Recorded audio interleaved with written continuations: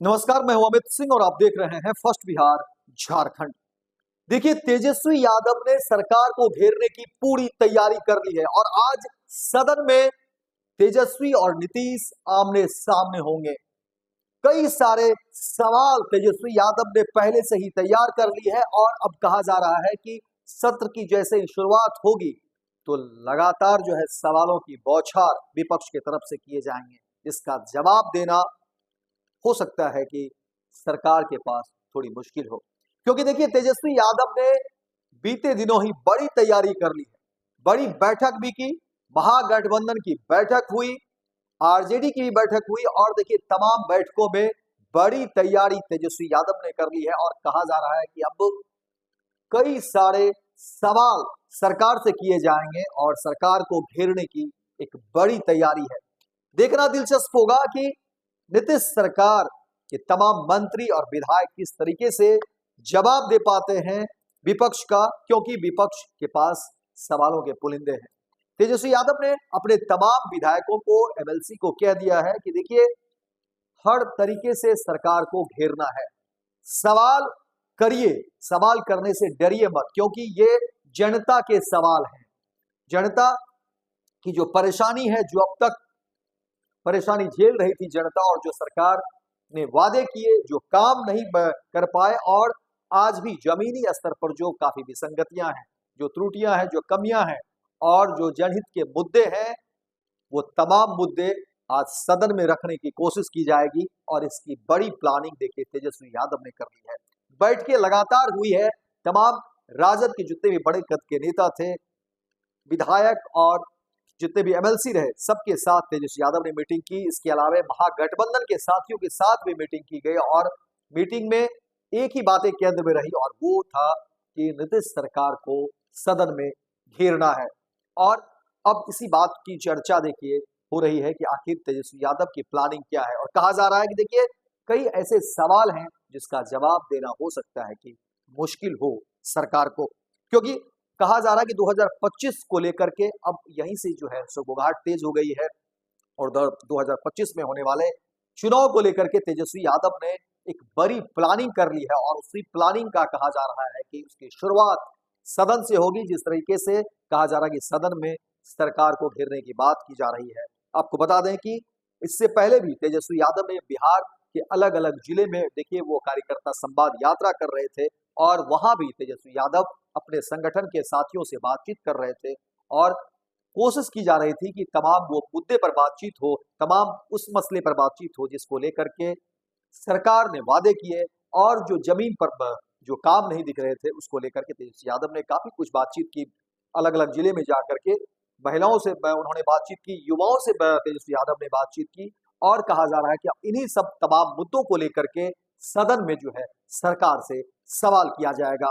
और बड़ी टीम है, तमाम जो आरजेडी के सभी विधायक तो मौजूद रहेंगे ही सदन में, एमएलसी भी मौजूद रहेंगे और सभी को कहा गया है कि आप जो है सवाल बनाइए, सवाल को लेकर के तैयारी करिए, ताकि अगर सवाल आप सदन में पूछेंगे तो उसके लिए पहले से तैयारी करनी होगी। लेकिन कोशिश यही है कि सरकार को घेरने की। हालांकि देखिए इससे पहले भी जब मुख्यमंत्री नीतीश कुमार बोल रहे थे तो उन्होंने काफी कुछ बातें जो है तेजस्वी यादव को लेकर के, मैं कह दिया था, लालू प्रसाद यादव को लेकर के टिप्पणी भी कर दी। डिप्टी सीएम सम्राट चौधरी भी देखिए सदन में बोलते हुए उन्होंने लालू प्रसाद यादव और तेजस्वी यादव को लेकर टिप्पणी कर दी। और अब कहा जा रहा है कि तेजस्वी यादव ने एक बड़ी प्लानिंग, सवालों का एक पुलिंदा, और सदन में जब सदन की कार्रवाई की शुरुआत होगी तो उसके बाद कहा जा रहा है कि विपक्ष जो है बड़ी प्लानिंग के साथ उतर रही है आज सदन में।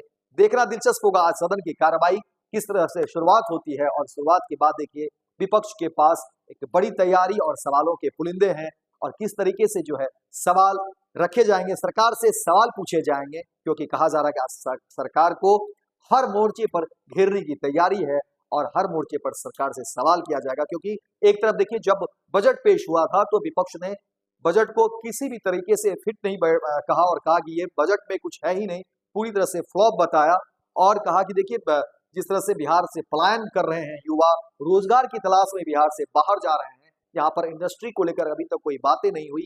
20 वर्ष नीतीश कुमार की सरकार बिहार में हो गई है, लेकिन अब ये लोग पुरानी बातों का जो है गाना गाते हैं, लेकिन नई बात करने के लिए इनके पास कुछ नहीं है, जबकि 20 वर्ष हो चुके हैं। इसी को लेकर के तेजस्वी यादव ने कहा भी था कि देखिए अब ये फसल और बीज जो है ये पुराने हो चुके हैं, क्योंकि कहा भी जाता है किसानों के लिए भी कि जो नई बीज होती है उसके फसल और पैदावार अच्छे होते हैं। और ये देखिए कि अभी बीज जो है पुराने हो चुके हैं, यानी वो मुख्यमंत्री नीतीश कुमार के उम्र का हवाला दे रहे थे, और अब कहा जा रहा है कि तेजस्वी यादव ने एक बड़ी प्लानिंग कर ली।